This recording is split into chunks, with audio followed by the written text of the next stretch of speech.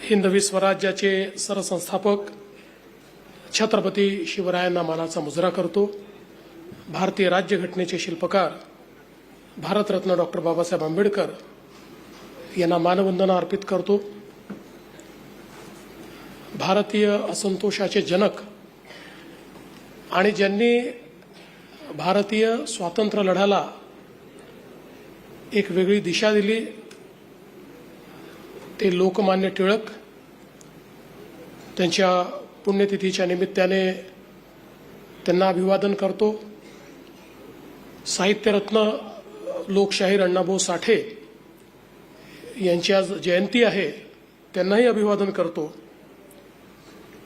स्वर्गीय दीपक टिळक ज्यांनी या ट्रस्टचं काम अनेक वर्ष अत्यंत यशस्वीपणे चालवलं आणि टिळक विद्यापीठाचं देखील काम अतिशय चांगल्या प्रकारे केलं, त्यांनाही श्रद्धांजली अर्पित करतो। आज अतिशय आनंदाची गोष्ट आहे की देशामध्ये अतिशय प्रतिष्ठित मानला जाणारा हा टिळक स्मारक ट्रस्टच्या वतीनं दिला जाणारा लोकमान्य टिळक पुरस्कार देशाचे रस्ते विकास मंत्री आणि ज्यांनी खऱ्या अर्थानं महाराष्ट्र आणि देशाला एक नवीन स्वरूप दिलं, इन्फ्रास्ट्रक्चरची एक नवी परिभाषा दिली, असे आपल्या सर्वांचे लाडके नेते, आमचे मार्गदर्शक आदरणीय नितीनजी गडकरी, माझे सहकारी उपमुख्यमंत्री माननीय एकनाथराव शिंदेजी, माननीय अजितदादा पवारजी, पुण्यातले दुसरे दादा जे कधी दादागिरी करत नाहीत असे आमचे चंद्रकांत दादा पाटील। दादा काही लोक दादागिरी करत नाही पण त्यांच्या व्यक्तिमत्वातच दिसते।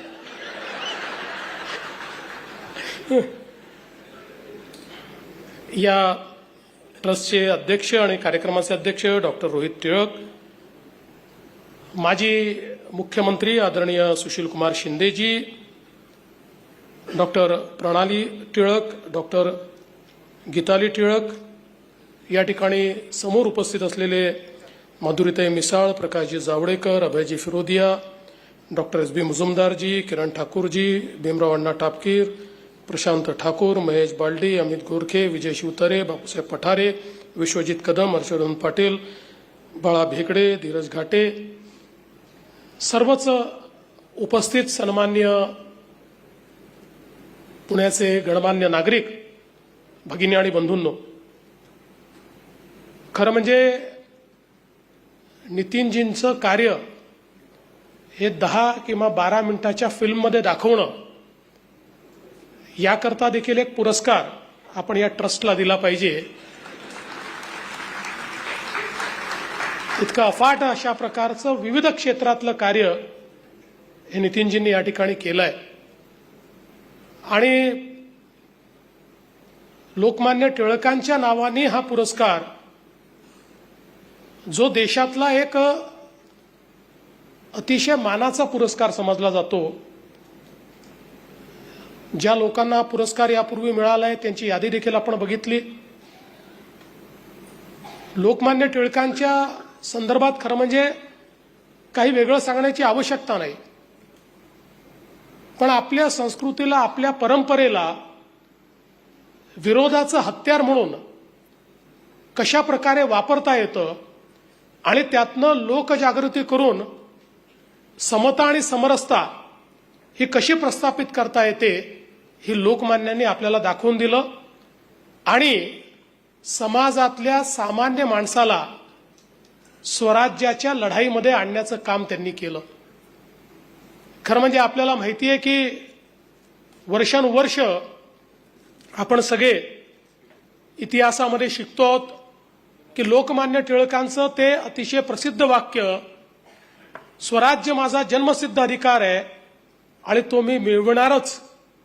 हे वाक्य याकरता महत्वाचं होतं की 1857चं स्वातंत्र्य समर चिरडल्यानंतर देशामध्ये जी निराशा होती, त्या निराशेतनं या देशात एक अशी पिढी तयार झाली होती की ज्या पिढीला हा ठाम विश्वास बसायला लागला होता की ज्यावेळी इंग्लंडच्या राणीच्या मनात येईल की आता भारतीयांना स्वातंत्र्य द्यायचं, त्यावेळी ती आदेश करेल आणि मग संसदेमध्ये प्रस्ताव पास होईल आणि तेव्हाच आम्हाला हे स्वातंत्र्य मिळू शकतं.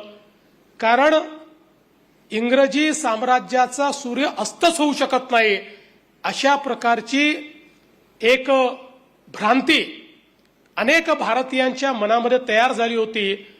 त्यावेळी लोकमान्य टिळकांनी ठामपणे सांगितलं की ब्रिटिशाच्या किंवा महाराणीच्या मेहरबानीवर आम्हाला स्वराज्य नको, तो आमचा जन्मसिद्ध अधिकार आणि आम्ही तो मिळवणार, तुम्ही दिला नाही तर आम्ही तो छिनून घेणार, हे सांगणारे लोकमान्य टिळक होते.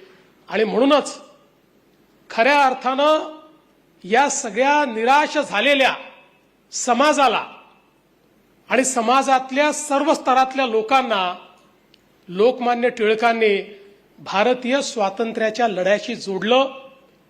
खंडित विखंडित अशा समाजाला वेगवेगळ्या उत्सवांच्या माध्यमातनं, सामाजिक अभिसरणाच्या माध्यमातनं पुन्हा एकदा एकत्रित आणलं आणि त्यांच्या माध्यमातनं एक मोठा असंतोष तयार केला, जो पुढे आपल्याला भारतीय स्वातंत्र्य लढ्यामध्ये पाहायला मिळाला. आणि खऱ्या अर्थानं लोकमान्य टिळक एक द्रष्टे नेता होते. ते खगोल शास्त्रातले अभ्यासक होते, ते गणितज्ञ होते, ज्योतिषशास्त्र त्यांना समजत होतं, ते भाष्यकार होते, ते टीकाकार होते, ते उत्तम संपादक होते, लेखक होते. सर्व प्रकारच्या जे काही गुण आहेत त्या गुणांनी ते परिपूर्ण होते. मगाशी उल्लेख झाला की मंडालेच्या तुरुंगामध्ये असताना त्यांनी गीता रहस्य लिहिलं आणि गीता रहस्य लिहिल्यानंतर ज्यावेळी ते तुरुंगातनं बाहेर आले आणि महिनाभर इंग्रजांनी ते गीता रहस्याचं त्यांनी जे हस्तलेखन केलं होतं ते दिलंच नाही. एक दिवस त्यांना कोणीतरी विचारलं की जर इंग्रजांनी हे परत केलंच नाही तर तुम्ही काय कराल? म्हणाले, काय करणार, मी सगळ्या कामातनं सुट्टी घेईल, 1 महिना सिंहगडावर जाऊन बसेल आणि पुन्हा गीता रहस्य लिहीन. अशा प्रकारे ठामपणे त्या ठिकाणी बोलणारे लोकमान्य टिळक होते. आणि म्हणून मला असं वाटतं की खरोखर ज्या बाण्यानं त्यांनी काम केलं तोच बाणा आधुनिक या भारतामध्ये ज्या व्यक्तींच्या कार्यामध्ये दिसतो, अशा व्यक्तींना हा पुरस्कार दिला जावा, ही संकल्पनाच अतिशय विलक्षण अशा प्रकारची आहे. आणि मी असं म्हणेन की या सगळ्या हा जो काही लोकमान्यांचा बाणा आहे, हा बाणा ज्यांच्या अंगी आपल्याला ठाई ठाई दिसतो ते म्हणजे माननीय नितीनजी गडकरी आहेत. आणि म्हणूनच या पुरस्काराकरता अतिशय पात्र व्यक्तीची निवड ही आपण या ठिकाणी केली, याबद्दल कोणाच्याही मनामध्ये शंका नाही. खरं म्हणजे Nitin ji is not a mere leader, Nitin ji is a innovator. ते नेते नाहीच आहेत, ते संशोधक आहेत. कृषीच्या क्षेत्रातलं संशोधन असो, इंजिनिअरिंगच्या क्षेत्रातलं संशोधन असो, विज्ञानाच्या क्षेत्रातलं संशोधन असो, कुठल्याही क्षेत्रामध्ये म्हणजे अनेक वेळा लोकांना त्यांच्याकडे नेमकी डिग्री कुठली आहे हा प्रश्न पडतो. कारण ते ज्यावेळेस वैद्यकीय क्षेत्रात जातात तेव्हा डॉक्टरपेक्षा जास्त ज्ञान असतं. ते एखाद्या इंडस्ट्री तर त्याच्या स्थापकापेक्षा 4 जास्त आयडियाज त्यांच्याकडे असतात. कृषी क्षेत्रामध्ये तर त्यांनी इतके प्रयोग केले की या क्षेत्रामध्ये अनेक गोष्टी या बदलण्याचं काम हे नितीनजींनी केलेलं आहे. आणि कुठलीही नवीन गोष्ट दिसली की त्या गोष्टीकडे ते आकृष्ट होतात आणि मग ती गोष्ट मोठी कशी करता येईल, ती सामान्यांपर्यंत कशी पोहोचवता येईल, अशा प्रकारचा त्यांचा प्रयत्न असतो. अनेक वेळा प्रयोग अंगावरही आले, प्रसंगी आपली संपत्ती गहाण ठेवून देखील अशा प्रकारचे प्रयोग करण्याची वेळ त्यांच्यावर आली. पण नितीनजींच्या ठाई एक गुण जो आहे, मी नेहमी असं सांगतो की नितीनजींचा एक ॲटिट्यूड आहे, तो आहे नेव्हर डाय ॲटिट्यूड. तुम्ही नितीनजींना निराश पाहू शकत नाही, एखाद्या पराभवाने खचलेलं पाहू शकत नाही. ते कदाचित काही क्षण तुम्हाला त्या ठिकाणी निराश दिसतील, पण दुसऱ्या क्षणी लढायला उभे राहतात आणि आलेल्या परिस्थितीवर मात करतात. आणि म्हणून कितीही कठीण प्रसंग जीवनामध्ये आला तरी देखील त्या प्रसंगाला धैर्याने समोर जायचं आणि त्या प्रसंगावर मात करायची, हा जो त्यांचा गुण आहे, त्या गुणामुळेच मला असं वाटतं की आज नितीनजी इतक्या वेगवेगळ्या प्रकारची कामं करू शकले. खरं म्हणजे आपण अनेक जण या ठिकाणी मुंबई पुणे एक्सप्रेसवेच्या बद्दल बोलतो, पण त्यावेळेस मुंबई पुणे एक्सप्रेसवे करायचं ठरवलं, अनेक अडचणी होत्या, त्याचं टेंडर बोलवलं. रिलायन्स कंपनीने 3600 कोटीचं टेंडर बोलवलं होतं, भरलं होतं. आणि नितीनजींनी ज्यावेळेस सगळं अवलोकन केलं त्यावेळी नितीनजींना असं वाटलं की 3600 कोटी रुपये फार जास्त आहेत, आपण 1700-1800 कोटी रुपयात हे काम करू शकतो, हे दुप्पट पैसे आहेत. आणि म्हणून नितीनजींनी ठरवलं की नाही, मी हे टेंडर देणार नाही. धीरूभाई अंबानी खरं म्हणजे फार मोठे उद्योजक होते. धीरूभाईंनी त्यांना निमंत्रित केलं, जेवणाकरता निमंत्रित केलं आणि त्यांनी सांगितलं की नितीनजी, हे काम तुम्ही करू शकणार नाही, हे काम आम्हीच करू शकतो, हे सरकारी काम नाही, हे फार कठीण काम आहे, त्यामुळे हे काम आम्हाला तुम्ही द्या. तुम्हाला आज वाटतंय की आम्ही कोट केलेली कॉस्ट जास्त आहे, पण या कामात किती अडचणी आहेत त्या तुम्ही बघा, त्यामुळे हे काम कधीच होणार नाही, हे काम फक्त आम्ही करू शकतो.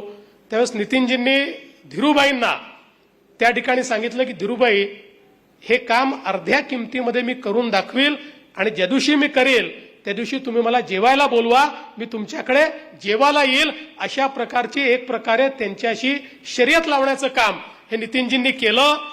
आणि आश्चर्याची गोष्ट अशी आहे की 3600 कोटी रुपयाचं रिलायन्सचं टेंडर नाकारून 1500 कोटी रुपयामध्ये Mumbai Pune expressway MSRDC company स्थापून नितीनजींनी करून दाखवला.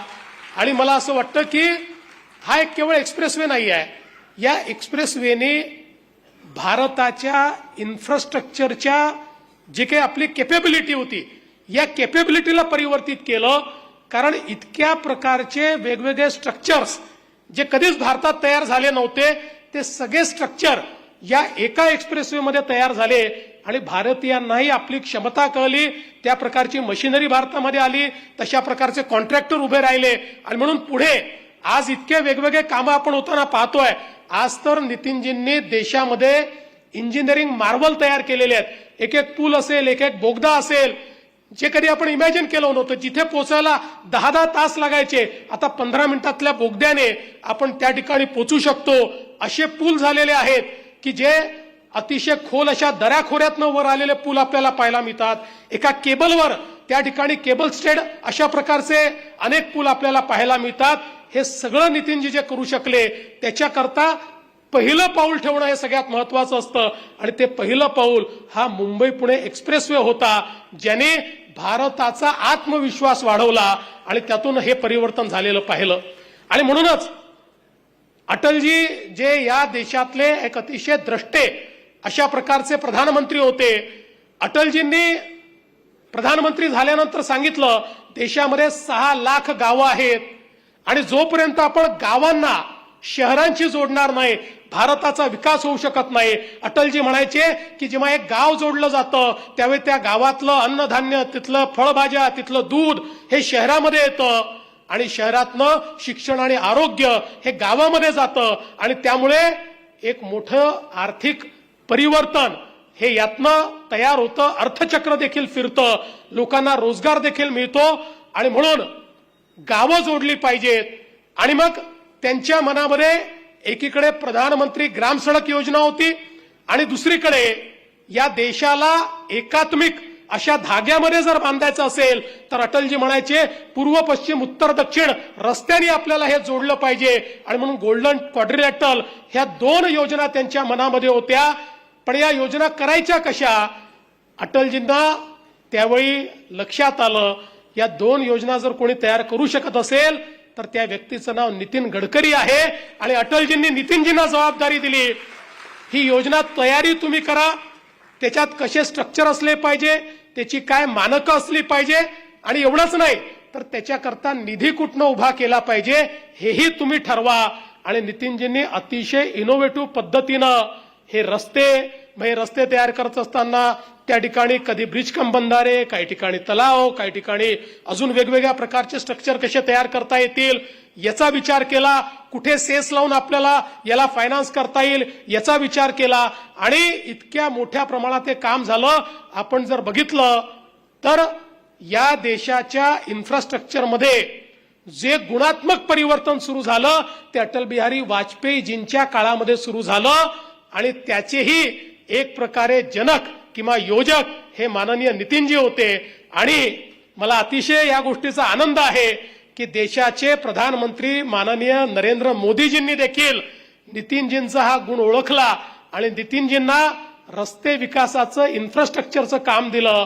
आणि आज आपण हे निश्चितपणे म्हणू शकतो की one of the most performing minister in the cabinet of Narendra Modiji is none other than Shri Nitin Gadkari. आज देशामध्ये त्यांचा जो परफॉर्मन्स आहे, जी त्यांनी गती दिली आहे, जी एफिशियन्सी आणली आहे, ज्या प्रकारे त्यांनी त्याच्यामध्ये अनुसंधान केलेलं आहे. आज एक काळ असा होता की जगातलं इन्फ्रास्ट्रक्चर पाहण्याकरता आपण जायचो. आज जग आपलं इन्फ्रास्ट्रक्चर पाहण्याकरता येत आहे. अशा प्रकारचे स्ट्रक्चर्स या देशामध्ये आज आपण तयार केलेले आहेत. मी मागच्या काळामध्ये लेह लद्दाखला गेलो होतो. त्या ठिकाणी छत्रपती शिवरायांच्या पुतळ्याचं उद्घाटन होतं नॉर्दर्न कमांडमध्ये. आणि नॉर्दर्न कमांडचे प्रमुख होते. त्यांनी बोलता बोलता सांगितलं, म्हणाले बघा असं आहे की पूर्वीच्या काळी सरकारची मानसिकता अशी होती की बॉर्डरवर रस्तेच करू नका, कारण ते रस्ते जर आपण केले तर त्या रस्त्याने चीन आत घुसेल आणि आपल्यावर हल्ला करेल. पण म्हणाले मोदी सरकार आल्यानंतर या ठिकाणी त्यांनी हा विचार बदलला.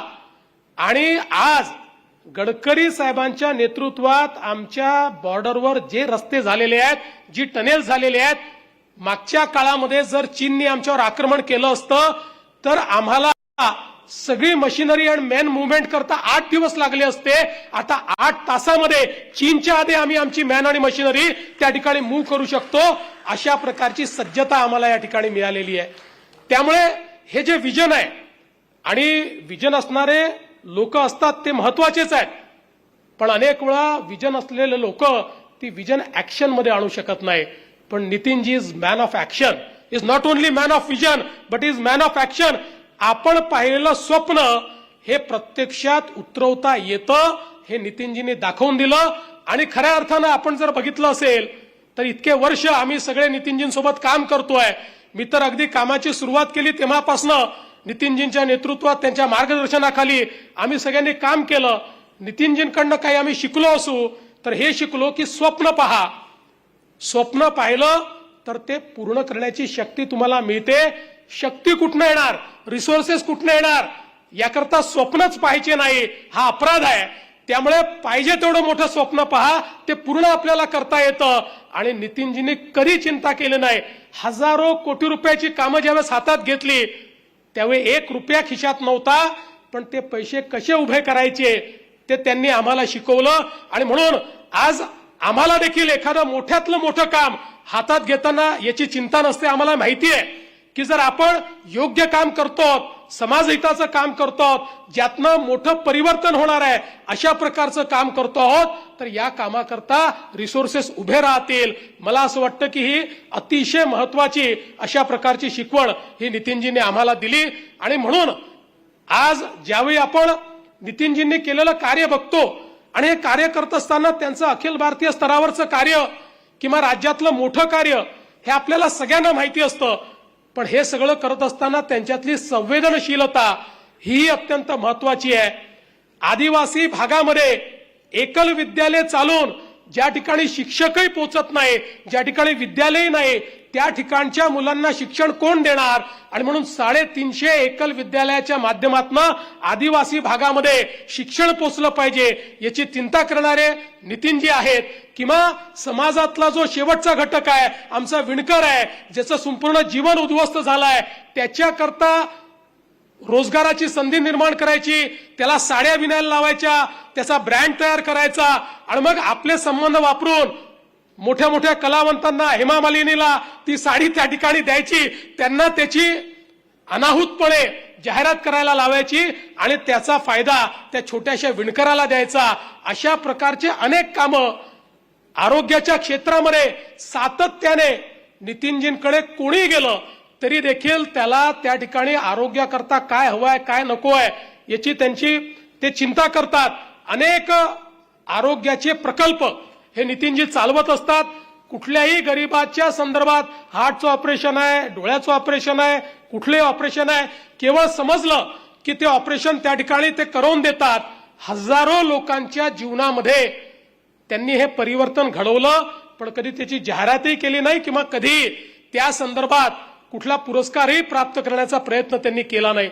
आणि म्हणून अतिशय संवेदनशील मनाचे नितीनजी आहेत आणि त्याच वेळी जे मनात येईल ते बोलणारे देखील नितीनजी आहेत. नितीनजींनी कधी याची चिंता केली नाही की याचा परिणाम काय होईल. राजकारणामध्ये अनेक वेळा सत्य माहिती असून देखील ते बोलू नये असं आपण ठरवतो, कारण दरवेळी सत्य बोलल्याने त्या ठिकाणी फायदाच होतो असं नाही आहे. अनेक वेळा राजकारणात त्याचं नुकसान होतं. पण अशी परिस्थिती आली की नितीनजी हमखास बोलतील. त्याचं किती नुकसान झालं तरी ते चिंता करत नाही. पण मला असं वाटतं की त्याच्यामुळे आता नितीनजींची प्रतिमा देखील अशी झालेली आहे की सगळ्यांना माहिती आहे की नितीनजी हे सोयीचं बोलणार नाही, ते पॉलिटिकली करेक्ट बोलणार नाही.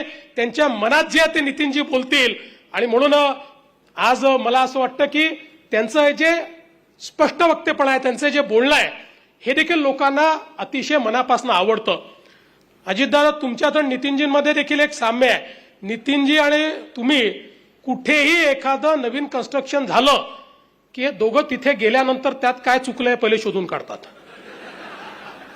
सगळी क्वालिटी बरोबर आहे की नाही, आणि थोडीशी चूक मिळाली की तो जो अधिकारी आहे त्याची सर्व समक्ष खरडपट्टी काढून पुढच्या वेळेस तो अशी चूक करणार नाही याची पूर्ण खात्री ही त्या ठिकाणी ते बाळगतात. त्यामुळे क्वालिटी हा नितीनजींचा एक मला असं वाटतं की खूप त्यांच्या हृदयाच्या जवळ आहे. कुठली गोष्ट ही गुणवत्तापूर्णच झाली पाहिजे हा नितीनजींचा एक त्या ठिकाणी मानक असतो. अर्थात अनेक प्रसंग असे देखील असतात की एखाद्या अधिकाऱ्यांनी जर त्या ठिकाणी भ्रष्टाचार केला, काही चुकीचं काम केलं तर नितीनजी त्याला ज्या भाषेमध्ये बोलतात ते मी इथे बोलू शकत नाही, खाजगीतच आपल्याला सांगू शकतो. पण मला असं वाटतं की ते नितीनजीच करू शकतात. त्यामुळे पुढच्या वेळी तो अधिकारी जो आहे तो त्या ठिकाणी तळ्यावर राहतो.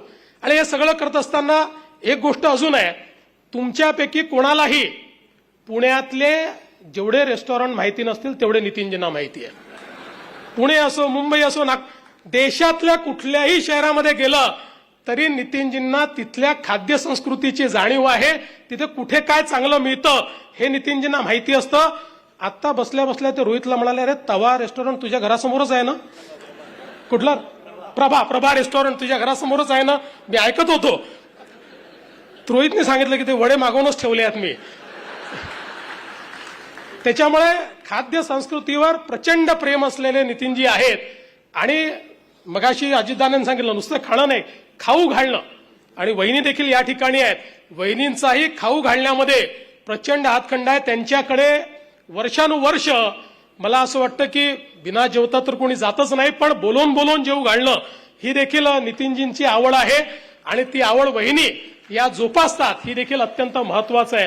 त्यामुळे मला असं वाटतं की एक ज्याला वैदर्भीय अशा प्रकारचं जे व्यक्तिमत्व आहे त्या सगळ्या गोष्टी नितीनजींमध्ये आहेत. पण हे सगळं होत असताना त्यांचं व्यक्तिमत्व हे वैश्विक देखील आहे. जगाच्या कुठल्याही कानाकोपऱ्यामध्ये जाऊन तिथल्या लोकांना नवीन आयडिया देऊन इम्प्रेस करण्याची क्षमता ही नितीनजींमध्ये आहे. नवीन गोष्टी लोकांपर्यंत पोहोचवण्याची क्षमता ही नितीनजींमध्ये आहे. आजच्यापेक्षा 20 वर्ष पुढे विचार करण्याची क्षमता नितीनजींमध्ये आहे. Is always ahead of time. आज आपण इथेनॉल बद्दल सर्व बोलतो, पण 2000 साली जेव्हा इथेनॉल आपल्याकरता नवीन होतं त्यावेळी इथेनॉलची पॉलिसी तयार केली पाहिजे आग्रह धरणारे नितीनजी होते.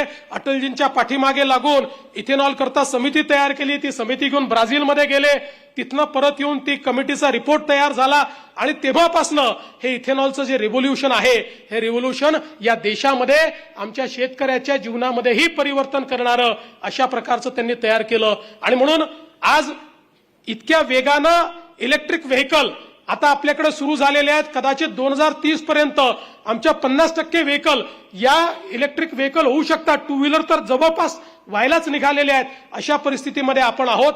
ही गोष्ट 10 वर्षापूर्वी कोणी सांगितली असती तर आपल्याला असं वाटलं असतं की हे जरा थोडं आपण पुढे बोलतोय. पण 10 वर्षापूर्वी नितीनजी हे होते की जे सांगायचे की आता इलेक्ट्रिक व्हेकलचा जमाना आलेला आहे, पुढच्या 10 वर्षामध्ये देशामध्ये ट्रान्सफॉर्मेशन होईल आणि या ठिकाणी इलेक्ट्रिक व्हेकल येईल, सगळं प्रदूषण हे आम्ही त्या ठिकाणी दूर करू. आणि म्हणून मला असं वाटतं की खरं तर नितीनजींसोबत इतकं काम केलेलं आहे, इतक्या गोष्टी या ठिकाणी सांगता येतील की तास 2 तास तर माझ्या भाषणामध्येच निघून जातील, पण अजून नितीनजींचंही भाषण ऐकायचं आहे. पण मला असं वाटतंय एक विलक्षण अशा प्रकारची प्रतिभा ही नितीनजींकडे आहे. त्या प्रतिभेसोबत एक संवेदनशीलता आहे आणि या सगळ्यासोबत ज्या संस्कारातनं ते मोठे झाले, मग ते राष्ट्रीय स्वयंसेवक संघाचे संस्कार असो किंवा त्यांच्या आईने दिलेले संस्कार असो, हे संस्कार त्यांनी जोपासले आहेत आणि तेच संस्कार त्यांना सातत्याने समाजकार्याची प्रेरणा देत असतात. आणि म्हणूनच आज या पुरस्काराच्या निमित्ताने आपण सगळे नितीनजींना शुभेच्छा देऊया की अजून अनेक वर्षापर्यंत तुमचं हे जे कार्य आहे हे अव्याहत अशा प्रकारे चालत राहो. भारत मातेची जी सेवा तुम्ही करता आहात ती सेवा करण्याकरता भारत मातेने आपल्याला उदंड आयुष्य, उत्तम आरोग्य देव आणि अशाच प्रकारे सामान्य माणसाच्या जीवनामध्ये परिवर्तनकारी अशा प्रकारचं कार्य आपल्या हातून घडत राहो. अशा प्रकारच्या शुभेच्छा मी नितीनजींना देतो आणि या चांगल्या कार्यक्रमाला आम्हाला निमंत्रित केल्याबद्दल रोहितजी तुमचे आणि पूर्ण समितीचे मनापासून आभार मानून मी माझे 2 शब्द संपवतो. जय हिंद, जय महाराष्ट्र. नितीनजींच्या पत्नी कांचनताई इथे उपस्थित आहे आणि देवेंद्रजींनी उल्लेख केला की अन्नपूर्णा नितीनजी जसे खवय्ये आहेत तसे खाऊ घालण्यासाठी सुद्धा ते प्रसिद्ध आहे. कांचनताई माझ्या माहितीप्रमाणे पुडाची वडी खूप सुंदर करतात आणि नितीन